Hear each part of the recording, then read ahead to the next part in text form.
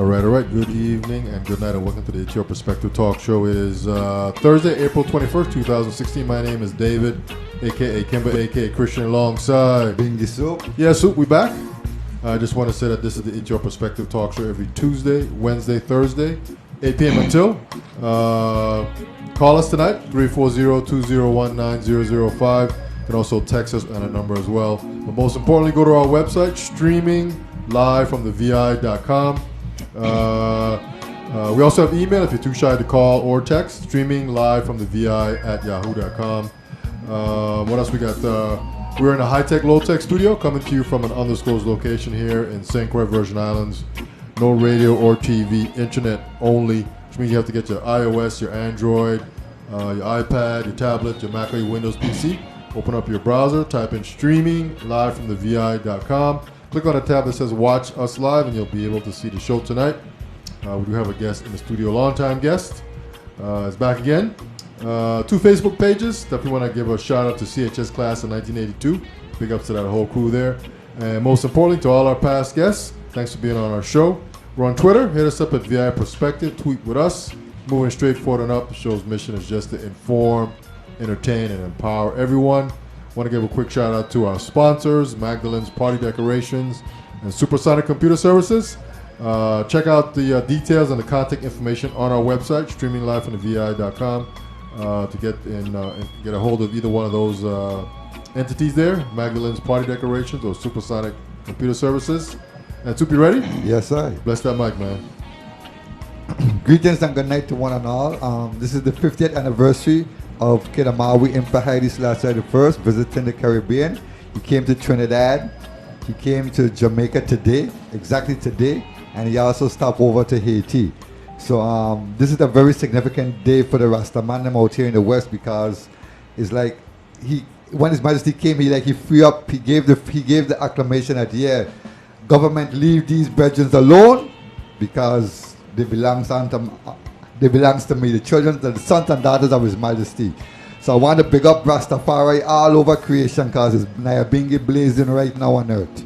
I'm going to read from selected speech of His Majesty and resources. The Lion of Judah has prevailed. Haile Selassie I, Elect of Jah, Kings of Ethiopia. The ultimate resource of a nation is its people. Unless this resource is implied for the benefit of the nation, unless the latent good which it represents is exploited to the maximum, for the common good of the nation will languish, poor in spirit, lacking in achievement. But no people can make their full contribution to the life of the nation to which they owe allegiance unless they possess and enjoy those few fundamental prerequisites indispensable to rendering their participation in the affairs of the country both possible and significant.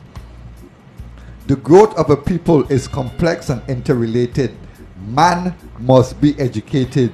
He cannot come to grips with or cope with or understand the modern world unless he has been taught about it.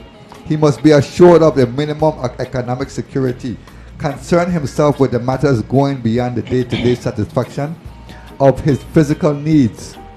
Unless he is fed and clothed and sheltered, nor can he acquire a sufficient degree of social consciousness to be able to support his own personal interests to the good of the nation and the development of its society. Freedom, liberty, the rights of man. These mean little to the ignorant, the hungry, the ill-clothed, the badly housed. It is our desire to see a much larger number of our young people benefiting from the resources we have of our own and have received as aid from abroad, and our young people graduating in the fields of technology and industrial relation.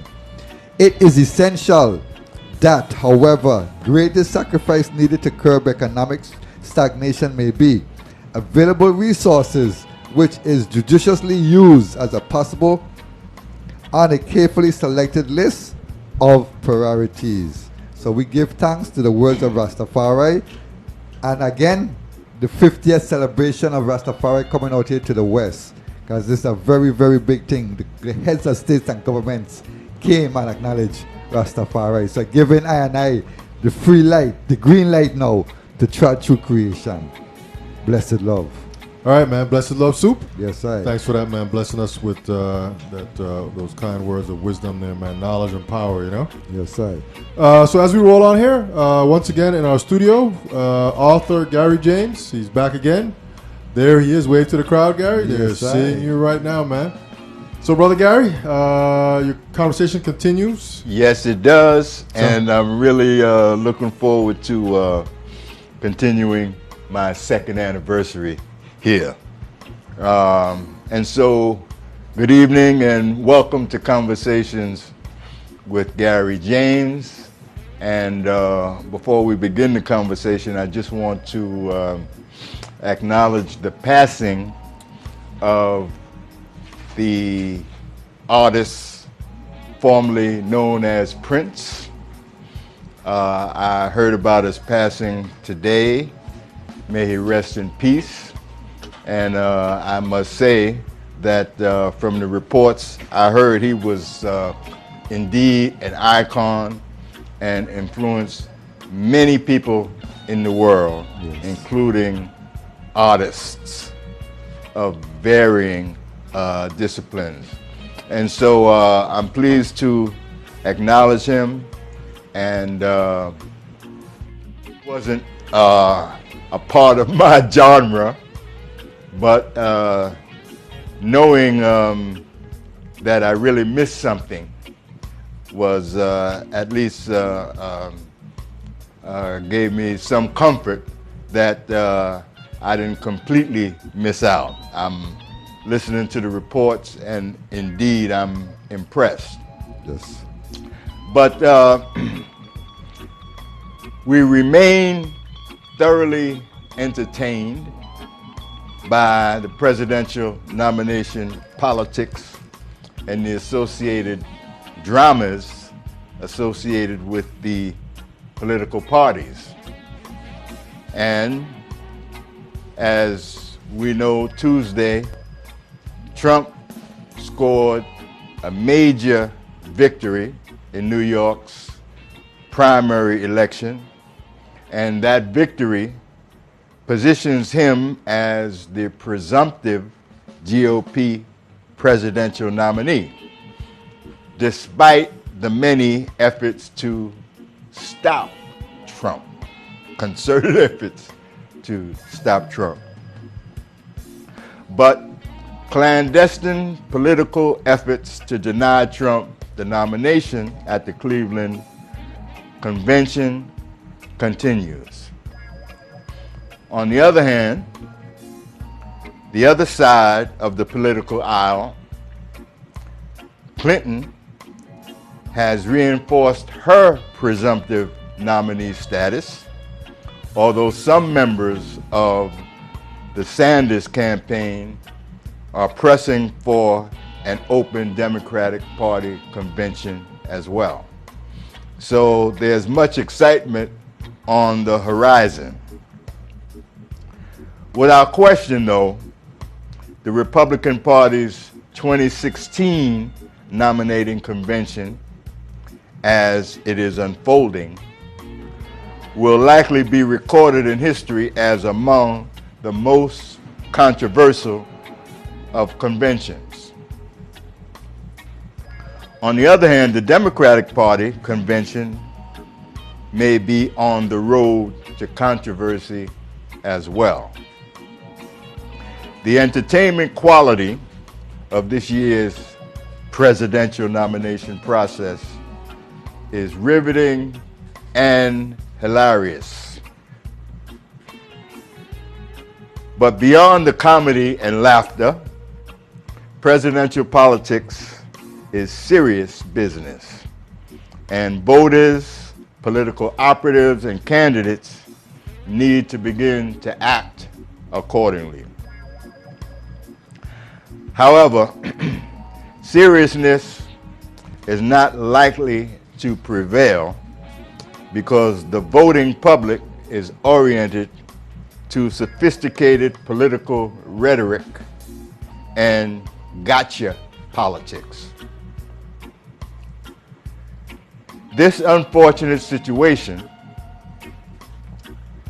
is aided and abetted by media that seems to be preoccupied with sensationalism, bottom line ratings, and political horse race journalism.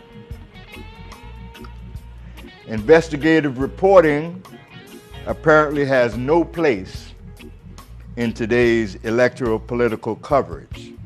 Moreover, lighthearted and comedic politics seems to rule the day. The future of the United States et al., and the fact that the future of the world swings in the balance is unsettling. The current domestic and international political state of affairs is an unfolding crisis. Some argue that the whole world is in political flux, bordering on freefall. The GOP social conservatism, in particular, may have reached a point of diminishing political returns for several reasons, not the least of which is the changing ethnic demographics in the United States from a majority white to a majority minority. In addition to this demographic transition that's underway, the social conservative wing of the Republican Party has apparently run its course and is on a decline going forward. The GOP nominee, for example, of 2012, Governor Romney, had no conservative credentials, nor does the presumptive candidate of 2016, Donald Trump. He doesn't have social conservative credentials. President Ronald Reagan and President Bush 43 were both fiscal conservatives, but they are the only presidents that are touted as social conservatives. Governor Romney and the current presumptive presidential nominee also fall in the category of fiscal conservatives. You may recall that Governor Romney was derided because he wasn't a real conservative. And Trump is also being decried as not being a true conservative. Concerted political efforts to stop Trump at the GOP convention and nominate a so-called real conservative appears to be a long shot at best.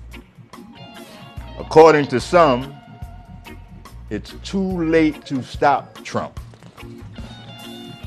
Nevertheless, the GOP establishment and others remain positioned to pursue the Stop Trump political strategy at the July nominating convention in Ohio. We were surprised to learn a couple of weeks ago that the Virgin Islands GOP was split around the Donald Trump nomination. And there seems to be other issues of significance pertinent to local GOP politics. On Tuesday, the MSNBC cable TV station aired a video covering the GOP meeting in St. Croix that was utterly chaotic, bordering on violence. The cable TV host's presentation was condescending about politics in the VI and ended the segment with the report that two competing delegations from the Virgin Islands plan to be present at the July convention. There will be no doubt, or there will be no doubt that a highly contested nominating convention, as Trump's political forces on the mainland and in the VI seem to be prepared for a showdown at the summer convention. Therefore, the mainland and the VI GOP both will be engaged in what is touted as, or to be, a political fiasco. And the hosts, the cable TV hosts, laughingly made the point that the VI can't even vote for the president. So what's all the fuss about? However, many argue that Trump will likely secure the nomination on the first ballot, which would end all attempts to replace Trump with a consensus social conservative nominee. Although the social conservative wing of the GOP has not been successful in electing their brand to the presidency, they have generated much political success in target states and in Congress as we speak. The conservative wing of the GOP, in fact, has about 60% of the state houses, governorships, and they substantially control those state legislatures. They also hold a majority in the U.S. Senate, as well as in the House of Representatives.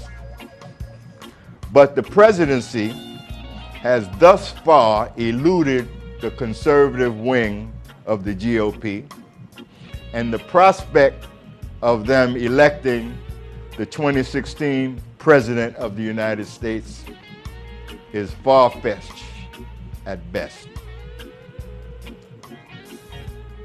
However, many offer compelling arguments that the GOP nominee cannot win, whoever it is, because the Republican Party is in fact broken. Therefore, it's a foregone conclusion that the Democratic Party presidential nominee, whoever he or her may be, will win the White House, and many people believe the winner will be Hillary Clinton. Be that as it may, the process leading up to the election will certainly be colorful. We can see that now. Hopefully, the voters will learn important lessons about how electoral politics works and will make the necessary political adjustments that optimize potential political outcomes on behalf of geographical, and ethnic communities going forward. Hopefully they'll learn. We will learn. But that's only a hope that I maintain, and it will remain to be seen what, if any, political lessons are learned at the end of the day. By way of full disclosure, when I relocated to the Big Island several years ago from New York City, I registered to vote as a member of no party. this was a deliberate political decision on my part because my considerable experience as an organizer in electoral politics from 1966 to 2010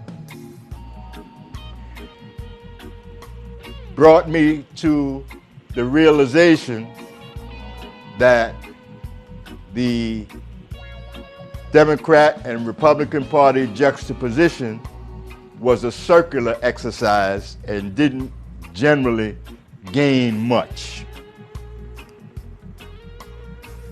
But from 1980 until 2008, I was a leader of the grassroots activist wing of the Republican Party and was an expert witness as well as a participant of consequence in New York City politics. I want to note that there is a difference between electoral politics and community politics, but we won't explore those differences tonight. But I want to note that by the late 1970s, it was obvious to me and others that the civil rights movement, as well as the Black Power movement, was dead and buried, respectively. Specifically, the civil rights social movement was over and a transition to Democratic Party electoral politics occurred. And the Black Power movement, along with its militant adherents, had been thoroughly decimated with the help of responsible Negro political leadership. From 1978 to the early 1980s, I was among a cadre of civil rights and Black Power political organizers that were disillusioned with the trajectory of civil rights activism and the annihilation of the Black Power movement. There, we began a community organizing in the Republican Party. In 1984, my organization ran the Black Desk in New York State on behalf of the re-election of the Reagan-Bush team. During 1986, we ran the Black Desk on behalf of the GOP gubernatorial candidate, Westchester County Executive Andrew O'Rourke. And in 1992, we served as vice president of New Yorkers for the re-election of George H.W. Bush. Hence, we were well placed in the GOP electoral process. Our political objective with the GOP was the same infiltration strategy that was used to undermine the control of the Democratic Party, that the Democratic Party social conservatives enjoyed prior to the emergence of the civil rights and social political movement. Our political strategy focused on the electoral political process as a whole, not partisanship. We were opposed to engaging in the partisan juxtaposition paradigm of the Democratic Party versus the Republican Party. It's a game. Merely scratches the surface and never deals with the substantive issues that impact the black community in particular. We advocated a bipartisan strategy in electoral politics and did not subscribe to the friends versus enemies partisan political wrestling match between the two parties. I'm not going to critique the African American political activism in the Democratic Party and the Republican Party during this conversation. I just wanted to raise that. We'll follow up on that issue in the future. But the political critique of black Democrats and Republicans is an important, if not critical, issue going forward. But I raised the point because it dovetails into the reason why I registered to vote in the VI in the no party status. I registered as such because my focus as a resident of the VI, because I wanted to concentrate on the political process as a whole.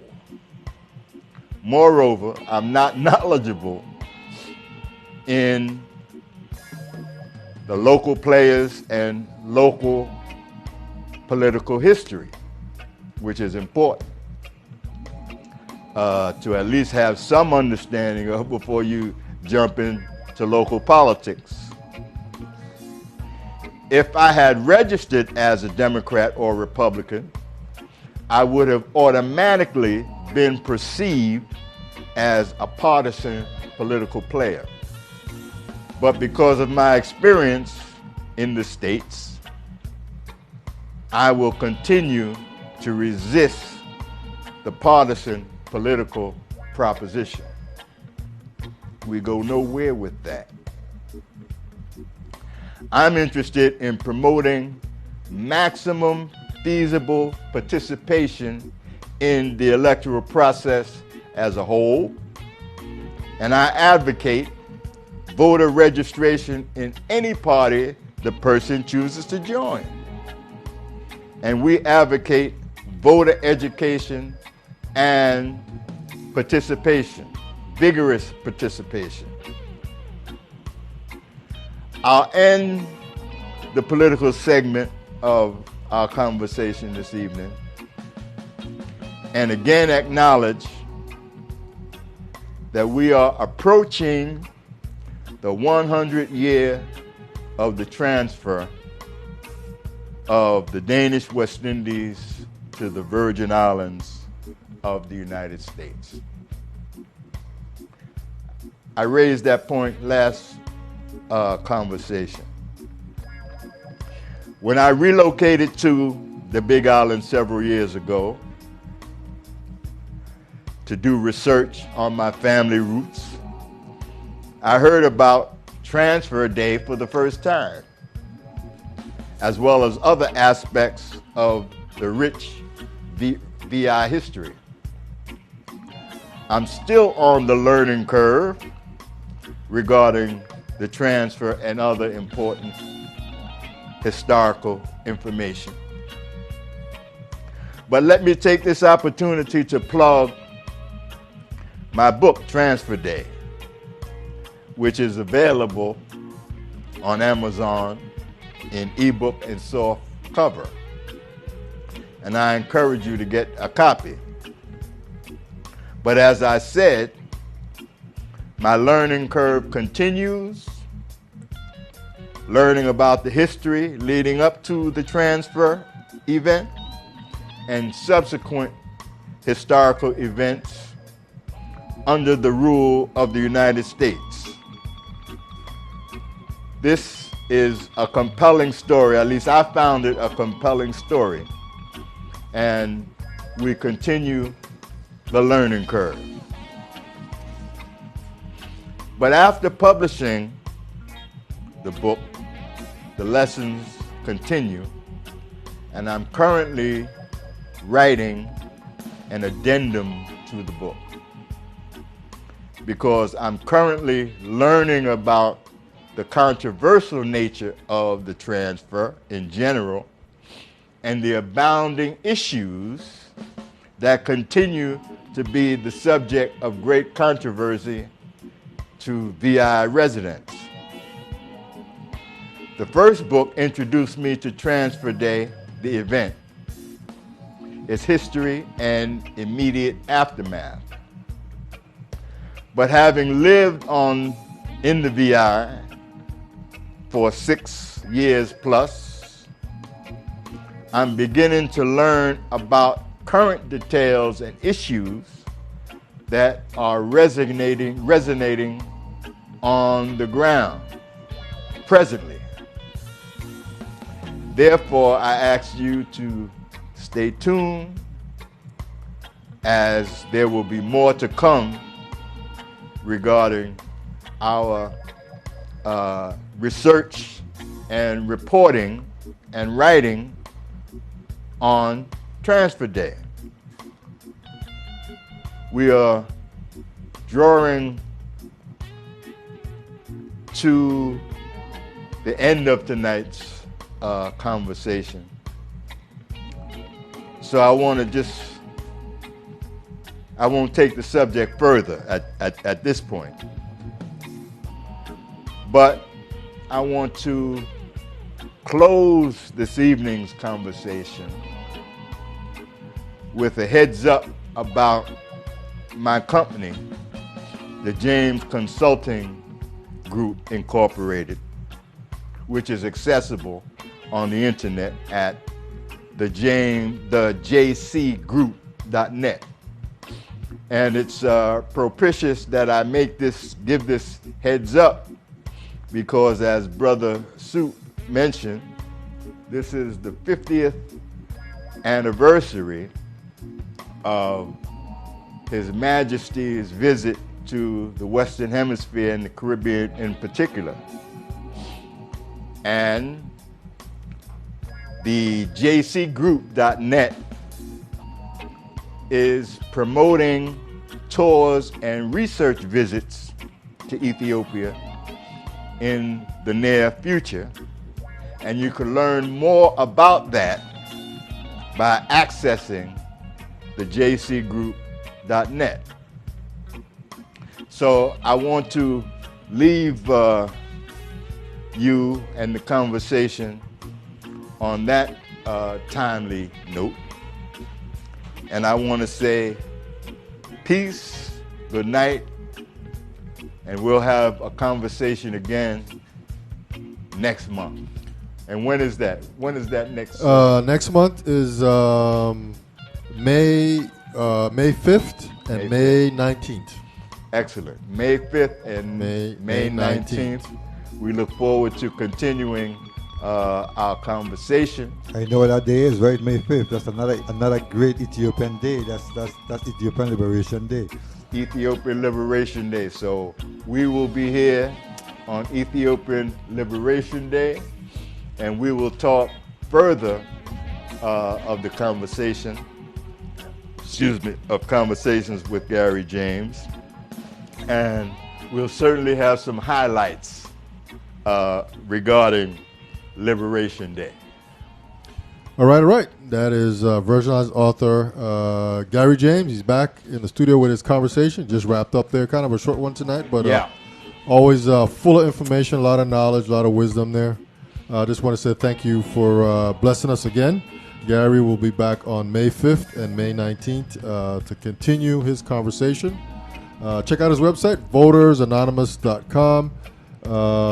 His new book is Transfer Day. He's got a few books. I've definitely got a few books. Yeah, we have a few books. Transfer Day was actually the first book I published when I moved here. Okay. It was released in 2013.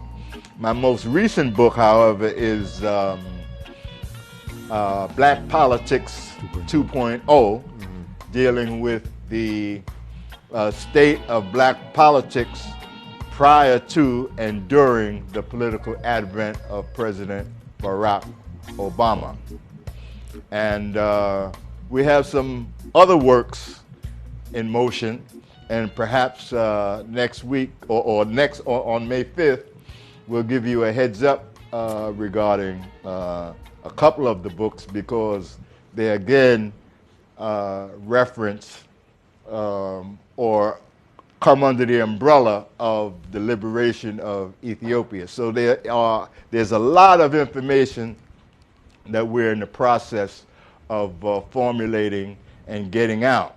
And let me just say in closing, when you access the jcgroup.net, you will be introduced to the database that we are developing regarding Ethiopia and the tours and research visits. And we have a number of interesting photos there, which are pictorial reviews of ancient sites, monasteries, and so forth. So again, we appreciate you joining us in our conversation this evening, and we look forward to engaging the conversation again on Liberation Day. May 5th. May 5th. All right. Thank you very much, Gary, for coming out. Gary's been here since 2014, just doing his thing. He's in season 2. I guess like you did last year, you'll be taking like a little summer break, and then we'll be coming back with season 3, right? Season 3. I'll be taking a break in July and August. Okay. You know. Okay. So you have roughly about 4 more to go. Yeah. Okay. Yeah. And then summer break, and then come back and pick it back up. Yeah. All right. Thank you again, Gary. Real quick here, I just want to make a quick PSA announcement here. Travel in Style presents I'm Every Woman 2016 coming up on May 8th, 2016. That's Mother's Day. This is at Island Center at 3 p.m. sharp. It says here custom seats, cushion seats are $35, $40 at the door. Regular seats are $30, $35 at the door, and bleacher seats are $25, $30 at the door. Frederickstead ticket outlets are at Armstrong Ice Cream and Emily's Hair Salon. Christiansted ticket outlets are LeBaron's in Sunny Isles, Add a Touch Jewelry in Sunny Isles Mini Mall there, Paris Teas and Novelties, which is right down the road from there, and Style of Distinction, and what is this right here? Visible Changes below Galloway's, below Galloway's right here across from Sunny Isles. For more information, contact Lola Christian at 340-244-8416. That's the Travel in Style I'm Every Woman 2016 show is coming up. Golden Girls 2016, May 8th, Sunday. That's actually on Mother's Day. That's at Island Center, 3 p.m. sharp. So mark your calendars. Get ready for it. It's always a big show, a big event. And we'll leave it at that for right now. Soup, any final words? Yes, sir. I wanna give thanks for Prince and all his contribution that he did for the music industry. I want to thank Gary again for your conversation. Again, Rastafari, this is the 50th year of His Majesty Kidamawi Empire Selassie the First visiting the Caribbean. He stopped on Trinidad, Jamaica. He went on to Haiti. This was basically like a freeing up for the Rastaman, because before that, anyway, the Rastaman was met in the Caribbean. He was either been slaughtered, he was either been maimed, or was either jailed. So this is a very important day for all Rastafari all over creation. So we give enough thanks. Rastafari live, one perfect love. Yeah, and we like to say one perfect love is our prayers and his blessings. When you put it all together, you get one perfect love, man. So we're out. We do have a show tomorrow night on Friday. So stay tuned for the posting on that on Facebook coming up here overnight. On that note, we're out. Peace.